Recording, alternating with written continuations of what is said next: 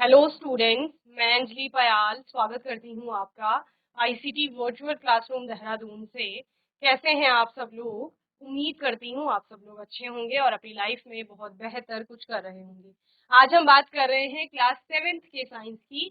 और जैसा कि आप लोग जानते हैं, चैप्टर चल रहा था एसिड बेस एंड सॉल्ट, यानी कि अम्ल क्षार एवं लवण के बारे में हम लोग बात कर रहे थे। तो स्टार्ट किया था हमने कहाँ से, अम्लों से, कि अम्ल आपके क्या होते हैं, ठीक है ना। तो आपने बोला था मैम वो सारे सब्सटेंसेस जो खाने में हमें कैसे लग रहे हैं, खट्टे लग रहे हैं, जिनका स्वाद खट्टा है, उनको हम किसकी श्रेणी में रखते हैं, अम्लों की श्रेणी में रखते हैं। और जो ब्लू लिटमस का कलर चेंज करके उसको रेड में कन्वर्ट कर लेते हैं, वो सारे हमारे क्या कहलाते हैं, अम्ल कहलाते हैं। और इसके अलावा जब अम्ल क्षार से अभिक्रिया करता है तो लवण और जल बनाता है। ना सोर्सेज ऑफ एसिड, अम्ल के स्रोत क्या क्या हैं, तो एप्पल है आपका, जो एप्पल में आपको एसिड दिखता है। लेमन है, उसमें एसिड होता है। टमाटो हो गया, उसमें एसिड होता है। विनेगर है, कर्ड है। तो इन सारी चीजों में अम्ल है। और सभी का टेस्ट जो कैसा है, वो खट्टा है थोड़ा। तो वो खटास किसके कारण है, किसी न किसी अम्ल के कारण है, क्योंकि वहां पर अम्ल उपस्थित है आपका। ओके, देन हमने बेसिस यानी क्षार के बारे में पढ़ा। तो क्षार क्या होते हैं, जिनका स्वाद जो है वो कड़वा कसैला है, और जो रेड लिटमस को नीला कर रहे हैं आपका, यानी लाल जो लिटमस है उनको उसको नीला कर रहे हैं, और एसिड के साथ यानी अम्ल से अभिक्रिया करके क्या बना रहे हैं यहाँ पर, सेम वही लवण और जल बनाते हैं। एग्जाम्पल क्या क्या है, डिटर्जेंट हो गया, सोप हो गया, डिटर्जेंट पाउडर आपने देखा होगा जो हम लोग वॉशिंग में यूज करते हैं, जैसे कि आपका सर्फ एक्सेल हो गया, ये सारे ब्रांड है ना अलग अलग। तो ये सारे क्या है, ये सारे डिटर्जेंट पाउडर है आपके। ओके, तो इसमें क्या होता है, इसमें ये क्षारीय प्रकृति के होते हैं। बेकिंग सोडा हो गया, जिसे हम बेक करने में यूज करते हैं। एंटासिड्स होते हैं, इनमें भी बेस होता है। तो इसी प्रकार के आप बहुत सारे केमिकल्स देखते हैं जिनका बेसिक नेचर होता है, यानी क्षारीय प्रकृति होती है। ठीक है, चलिए। तो पहले एसिड के बारे में आप लोग लिखेंगे, क्या होता है एसिड, स्वाद में खट्टा होता है, अम्ल। ठीक है, अब जिनको चख नहीं पा रहे हैं वो क्या कर रहे हैं, उनके लिए लिटमस लगा रहे हैं। तो ये करता है नीले लिटमस का रंग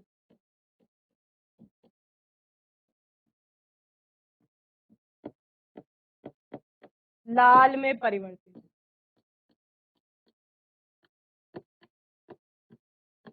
ठीक है, और तीसरी चीज क्या है इसके बारे में, कि क्षार से अभिक्रिया करके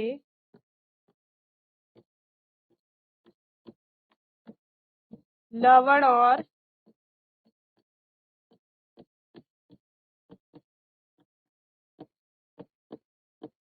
जल बनाते हैं। ठीक है, चलिए इतना नोट करिए जल्दी से।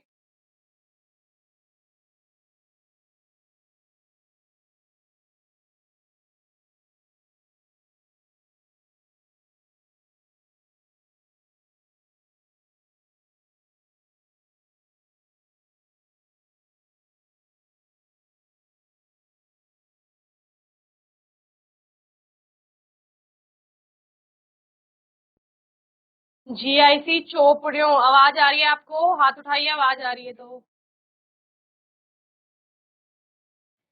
ठीक है, माइक ले लो बच्चों जल्दी से, माइक लीजिए, बात करिए मुझसे।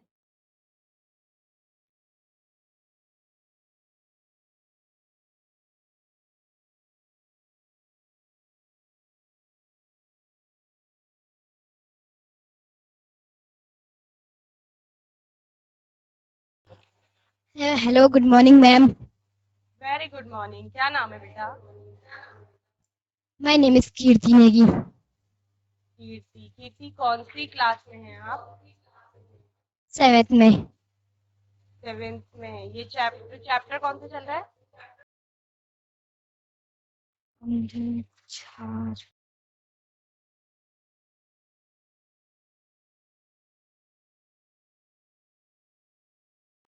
सही बता रहे हैं, बताओ कौन सा चैप्टर चल रहा है, थोड़ा लाउड बोलो।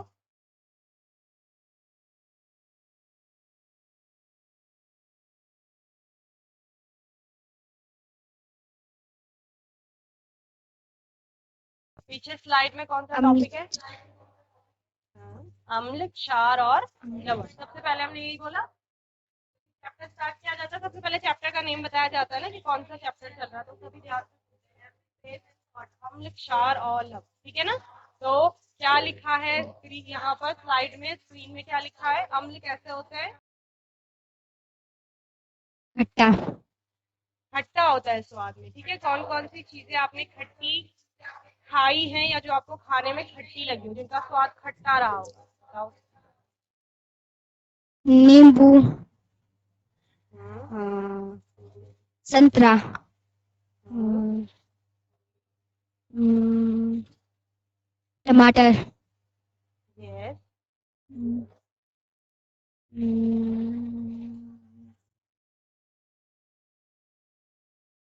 चलिए वेरी गुड। तो इन सब में क्या है? खटास है ना, यानी कि इनमें कोई ना कोई अम्ल उपस्थित, ठीक है। क्या समझ जी में आया कीर्ति? कि जो अम्ल होते हैं वो अम्ल स्वाद में खट्टे होते हैं। तो जितनी चीजें हम लोग अपने आसपास देख रहे हैं खाने, जिनको हम खा पा रहे हैं, ऐसे नहीं कि सारी चीजें हम खा लेते हैं, जो खाने योग्य हैं, जो हमारे भोज्य पदार्थों में आते हैं, अगर वो खट्टे हैं तो यानी उनमें कोई ना कोई किसी न किसी प्रकार का अम्ल उपस्थित, ठीक है। वेरी गुड बच्चे, सिट डाउन। जी चलिए, तो यहाँ पर कीर्ति ने जैसे हमें बताया कि अम्ल क्या होते हैं, स्वाद में खट्टे होते हैं। इसके अलावा मैंने आपको बोला, उन्होंने हमें बहुत सारे एग्जाम्पल दिए जो हम खाने में यूज करते हैं। और खाने के अलावा, क्योंकि हम यहाँ पर साइंस पर पढ़ रहे हैं, तो हमारी लैब में हमें बहुत सारे केमिकल्स मिलते हैं, तो उनको तो हम टच भी नहीं करते बेयर हैंड से, यानी कि बिना ग्लव्स पहने उनको हम छूते भी नहीं है उनकी बॉटल्स को। तो वहां पर हम क्या करते हैं, वहां पर हम उनके लिए टेस्ट लगाते हैं, अलग अलग इंडिकेटर्स का यूज करते हैं, और उनका प्रयोग करके हम पता करते हैं कि वो कैसे हैं। तो यहाँ पर लिटमस पेपर होता है, एक आपको पेपर मिलेगा, पेपर स्ट्रिप मिलेगी लैब में, लिटमस पेपर, जिसे टीचर्स बताएंगे कि ये आपका लिटमस पेपर है। तो वो अगर ब्लू कलर का है और रेड में कन्वर्ट हो रहा है, या कोई भी लिटमस पेपर जो रेड में कन्वर्ट हो रहा है किसी के साथ मिलाए जाने पर, सपोज ये आपका लिटमस पेपर है और इसमें मैंने नींबू का रस डाला, ठीक है, ये ब्लू कलर का था, और जैसे मैंने इसमें नींबू का रस डाला, तो नींबू का रस डालने पर इसका ब्लू जो कलर था वो रेड हो गया, एकदम से रेड कलर का दिखने लग गया, जब भी नींबू का रस इसके संपर्क में आया। तो इसका मतलब नींबू का रस जो है उसमें कोई ना कोई अम्ल उपस्थित है, ठीक है। या सपोज मैंने एप्पल उसमें लगाया, एप्पल का जूस निकाला आपने, वो उसमें डाला और वो रेड में कन्वर्ट हो गया, दैट मीन्स कि एप्पल में भी कोई ना कोई एसिड यानी कि अम्ल उपस्थित है, ओके। इसके अलावा जब भी कोई अम्ल जो है वो क्षार से अभिक्रिया करता है, यानी कोई एसिड जो है वो बेस के साथ रिएक्ट करेगा, तो वो सॉल्ट फॉर्म करता है, और सॉल्ट के साथ साथ आपका वाटर भी फॉर्म होता है, यानी कि लवण बनेगा और उसके साथ साथ जल भी बनेगा। तो उसको कहा जाता है न्यूट्रलाइजेशन रिएक्शन, यानी उदासीनीकरण अभिक्रिया, ठीक है ना, जिसको अभी आगे और अच्छे से आप लोग समझेंगे। तो सोर्सेज में आपने देख लिए थे, जो कि एग्जाम्पल भी एसिड जिनमें प्रेजेंट होता है उसकी उसकी बात की जा रही है, सोर्स यानी कि स्रोत, ठीक है ना। अम्ल के स्रोत क्या है, यानी अम्ल आपको कहाँ दिख रहा है, तो सेब में दिख रहा है, लेमन नींबू में दिख रहा है, जैसे कि आपको कीर्ति ने बताया, टमाटर में दिख रहा है, और विनेगर सिरके में दिख रहा है आपको, जो आप लोग जैसे अचार बनाने में विनेगर का यूज होता है, फास्ट फूड हम बनाते हैं उसमें भी यूज होता है, आपका चाइनीज फूड में यूज होता है, कर्ड दही हमारी खट्टी होती है, तो उसमें भी आपका अम्ल उपस्थित होता है, ठीक है ना। चलिए, तो इनमें अलग अलग प्रकार के अम्ल हैं सभी में।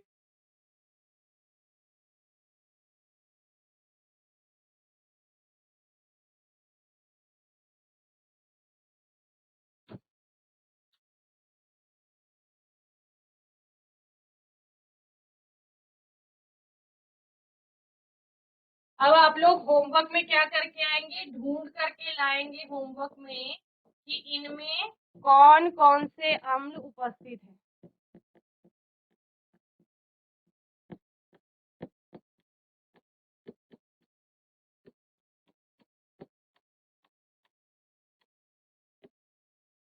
क्या समझ आया?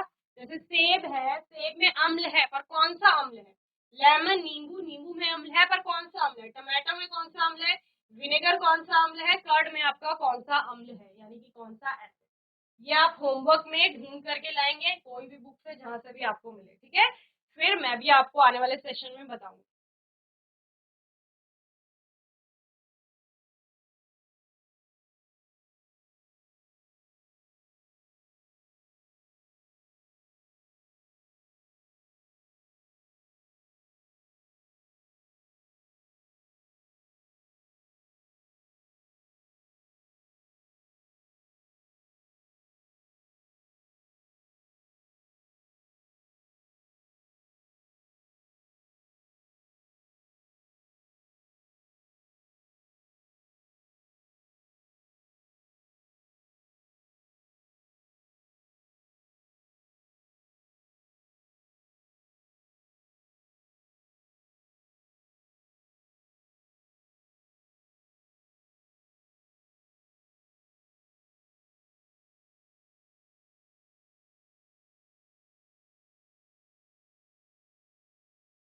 चलिए, नोट कर लिया?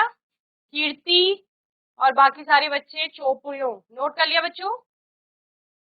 हैंड रेस करो, नोट कर लिया है तो। ठीक है, चलिए। अभी हम बात कर रहे थे बेस की, यानी क्षार की। क्षार स्वाद में कैसा है? कड़वा होगा या फिर कसैला होगा, ठीक है ना? स्वाद, क्षार, क्षारक भी इसके लिए वर्ड यूज करते हैं। कैसा है आपका?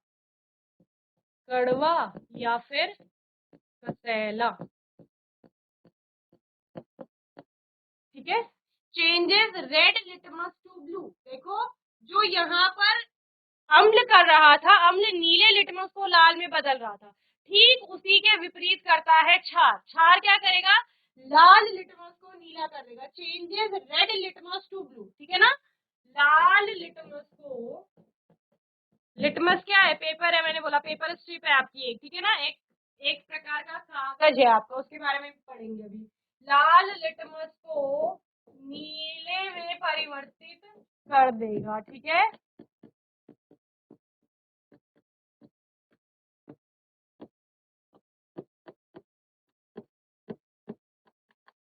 Then react with acid to form salt, इसको हमने क्या बोला था? अम्ल क्षार से अभिक्रिया करेगा। देखो अम्ल जो है वो किससे अभिक्रिया कर रहा है? क्षार से अभिक्रिया कर रहा है, तो लवण और जल बन रहा है, ये आपने बोला था इससे पहले वाली स्लाइड में।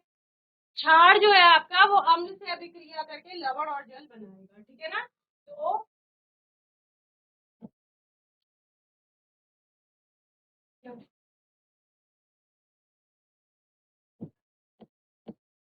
अम्ल से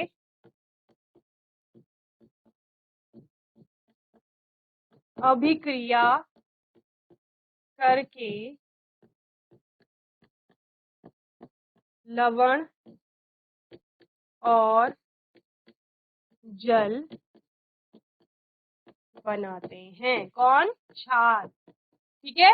और अभिक्रिया क्या है? क्रिया का मतलब है एक प्रकार का चेंज आ रहा है वहां पर। चेंज कैसे आ रहा है? जब ये आपने अम्ल और क्षार को आपस में मिलाया, तो मिलाने पर क्या देखा कि कोई लवण में ना, लवण अलग अलग प्रकार के होते हैं।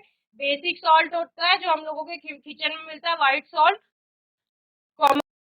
कहा जाता है, नमक, ठीक है। जो नमक वो भी एक प्रकार का लवण है, ठीक है। तो वो लवण बनेगा और साथ में जल बनेगा। तो लवण कई प्रकार के होते हैं, वो एक लवण है जो हम सभी ने लगभग देखा है, ओके।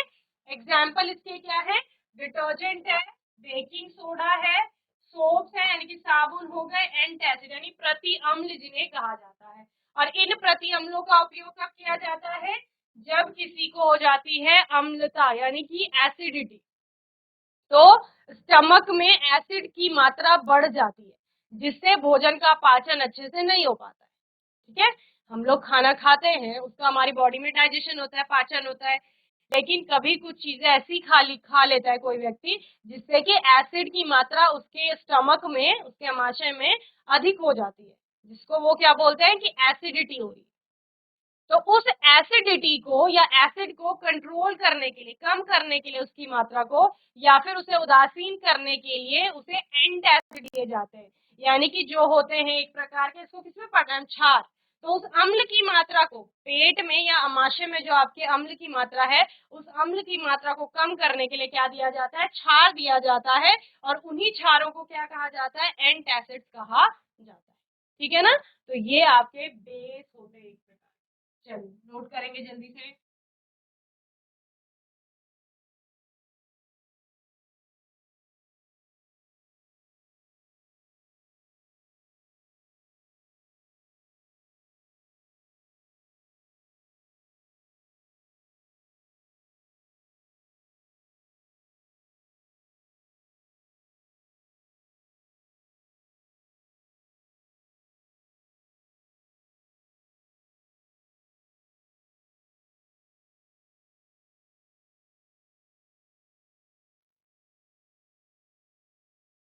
चलिए ना आओ, हमने क्या बोला, अब हमें चाहिए कुछ ऐसी चीजें जिनसे हम पता लगाएंगे कि गिवन जो आपके पास केमिकल है, सब्सटेंस है, उसका नेचर कैसा है। तो जैसे कीर्ति ने बोला कि उनका टेस्ट खट्टा है, तो इसका स्वाद खट्टा है, इसका मतलब वो अम्ल है। लेकिन मैम ने फिर क्या बोला, मैम ने बोला कि सारी चीजों को टेस्ट थोड़ी कर सकते हैं, सारी चीजों को खा नहीं सकते है ना। तो लैब में तो जितने भी केमिकल है उनको हम बेयर हैंड से टच भी नहीं कर पा रहे हैं, यानी कि उनको तो हम बिना ग्लव्स के छू भी नहीं पा रहे हैं। तो फिर कैसे पता लगाएंगे, तो उनका पता लगाने के लिए हमारे पास होते हैं कुछ सूचक। उन सूचकों का प्रयोग करके हम पता करते हैं कि जो दिया गया आपके पास केमिकल है या सब्सटेंस है कोई भी, उसका नेचर कैसा है, एसिड है, बेसिक है, या फिर आपका वो न्यूट्रल है, या फिर सॉल्टी, किस प्रकार का है वो आपको पता करना है। ठीक है ना, तो उन्हीं को क्या कहा जाता है, आपका इंडिकेटर्स कहा जाता है या सूचक कहा जाता है। तो जैसे गाड़ियां सभी ने देखी है, गाड़ियों में लगे होते हैं इंडिकेटर, ठीक है, तो वो भी क्या है, वो सूचक है। और किसी भी गाड़ी में लगा हुआ इंडिकेटर क्या बताता है कि वो गाड़ी कौन सी डायरेक्शन में जाने वाली है। सपोज उसने दिया राइट का इंडिकेटर, तो वो कहाँ जाएगा, लेफ्ट में थोड़ी जाएगा, राइट में जाएगा। अगर उसने दिया लेफ्ट का इंडिकेटर, दैट मीन्स वो लेफ्ट में जा रहा है ना। तो इससे सूचना मिल रही है, और जो गाड़ियां हैं उनको सूचना मिल रही है कि ये वाली गाड़ी कहाँ को जाने वाली है, तो वो सूचित कर रहा है। तो साइंस में जो इंडिकेटर्स आप पढ़ रहे हैं, वो इंडिकेटर्स करते हैं सूचित, यानी कि वो सूचना देते हैं। और कैसी सूचना देते हैं कि गिवन जो सब्सटेंस है, जो दिया गया पदार्थ है या दिया गया कोई रसायन है, केमिकल है आपके पास, उसकी प्रकृति यानी कि उसका नेचर कैसा होगा। क्या वह अम्लीय प्रकृति का है, क्या वह क्षारीय प्रकृति का है, या फिर वो उदासीन प्रकृति का है। ठीक है ना, तो ये सब जो भी बता रहे हैं उन पदार्थों को आपका इंडिकेटर्स कहा जाता है। ठीक है, so special type of substances are used to test whether a substance is acidic और basic. These substances are known as indicators. Okay, ऐसे कुछ विशेष पदार्थ होते हैं, जो पदार्थ हमें किसी अन्य चीज के बारे में, किसी केमिकल के बारे में बता रहे हैं कि उसकी प्रकृति कैसी है, अम्लीय है या फिर क्षारीय है।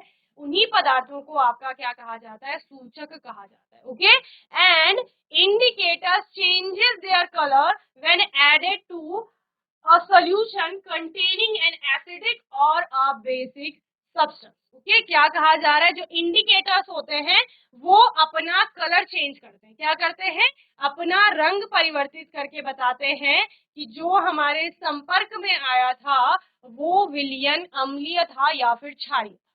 समझ रहे हैं, जैसे मैंने आपको बोला लिटमस में आपने जब भी कोई एसिड डाला तो उसने अपना कलर चेंज किया, उसी प्रकार से जब आपने कोई बेस डाला तब भी कलर चेंज किया। तो लिटमस अपना कलर चेंज कर रहा था, तो लिटमस आपका क्या है, इंडिकेटर है, आपको पता है।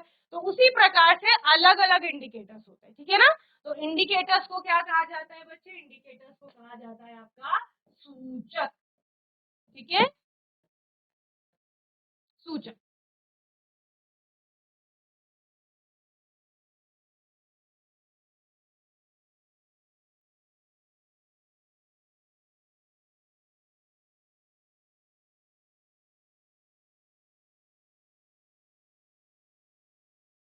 चलिए तो लिखेंगे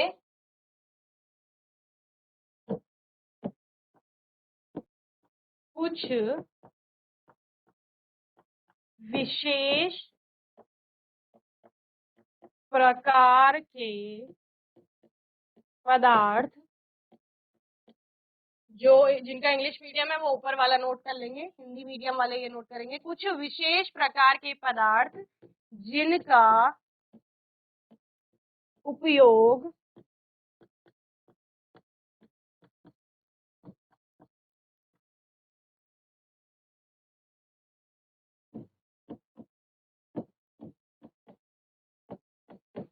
किसी पदार्थ की प्रकृति कैसी होगी? अम्लीय हो सकती है, क्षारीय हो सकती है, या फिर उदासीन हो सकती है। ठीक है, किसी पदार्थ की प्रकृति का या प्रकृति को पता करने या परीक्षण करने के लिए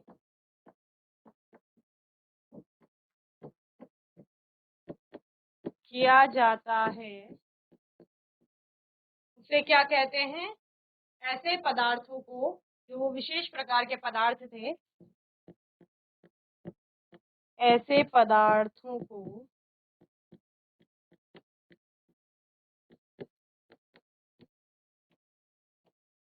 सूचक कहते हैं। ठीक है, चलिए नोट करिए जल्दी से।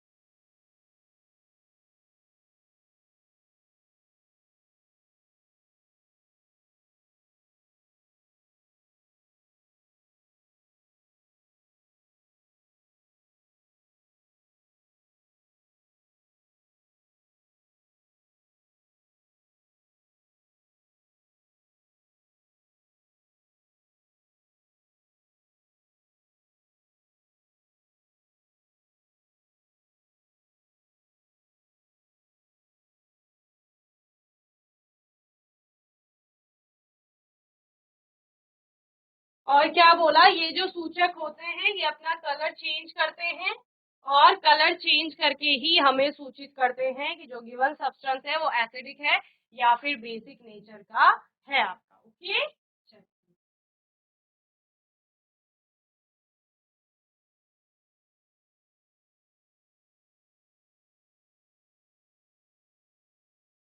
तो इंडिकेटर्स में आपने नेचुरल इंडिकेटर्स की बात की, ऐसे सूचकों की बात की जो आप प्रकृति से प्राप्त कर रहे हैं, है ना? जिसमें सबसे पहला सूचक था लिटमस। लिटमस को लाइकन से एक्सट्रैक्ट किया जाता है। लाइकन आपका क्या है? जहाँ पर फंगई और एल्गा आपका सिम्बायोटिक रिलेशन में रहते हैं, तो वहां पर वो उसको लाइकन कहा जाता है, उससे एक्सट्रैक्ट किया जा रहा है। मॉव पर्पल कलर इसका होता है नेचुरल कलर, और ये रेड में कन्वर्ट हो जाता है एसिडिक सोल्यूशन के कांटेक्ट में आने पर, और ब्लू हो जाता है जब बेसिक सोल्यूशन के कांटेक्ट में आपका आता है, कुछ इस प्रकार से। ठीक है ना? तो आपने बेस में दोनों स्ट्रिप डाली, ब्लू भी और रेड भी, तो आपने क्या देखा? ब्लू का कलर चेंज नहीं हुआ, लेकिन रेड का कलर चेंज हो गया। तो वहीं एसिड में आपको क्या देखने को मिलता है? ये एसिडिक सोल्यूशन है, इसमें जब आपने दोनों लिटमस की स्ट्रिप डाली तो रेड का कलर चेंज नहीं हुआ, लेकिन ब्लू का कलर रेड में चेंज हो गया। जबकि न्यूट्रल कोई सोल्यूशन है, उदासीन कोई विलियन है, तो उसमें जब ये आपने दोनों स्ट्रिप्स डाली तो वो एज इट इज बाहर आई, यानी उनका कलर चेंज नहीं हुआ यहाँ पर। तो ये आपको अपना कलर चेंज करके बता रहे हैं कि इस सॉल्यूशन की प्रकृति या इन सॉल्यूशंस की प्रकृति आपकी क्या होगी। तो ये बेसिक नेचर का है, क्योंकि यहाँ पर लाल वाला लिटमस पेपर जो है वो नीले में बदल रहा है, नीला अपना रंग परिवर्तित नहीं कर रहा है। ये अम्लीय प्रकृति का है, क्योंकि इसमें नीला वाला लिटमस पेपर अपना रंग बदल रहा है। क्योंकि इसमें कोई भी अपना रंग नहीं बदल रहा है, तो ये कैसा है? ये आपका उदासीन प्रकृति का होगा। ठीक है, तो बताओ आज का सेशन समझ में आया सभी के? ठीक है, तो यहाँ पर आज के सेशन में हमने एसिड के बारे में पढ़ा, बेस के बारे में पढ़ा, और इंडिकेटर्स के बारे में यहाँ पर हमने स्टार्ट किया, जिसमें हमने लिटमस के बारे में पढ़ा। यहाँ तक चैप्टर को अच्छे से रिवाइज कर लेंगे। बाकी आपका कोई डाउट होगा, क्वेश्चन होगा तो आने वाले सेशन में आप लोग पूछ लेंगे। और तब तक के लिए आईसीटी वर्चुअल क्लासरूम से जुड़ने के लिए धन्यवाद।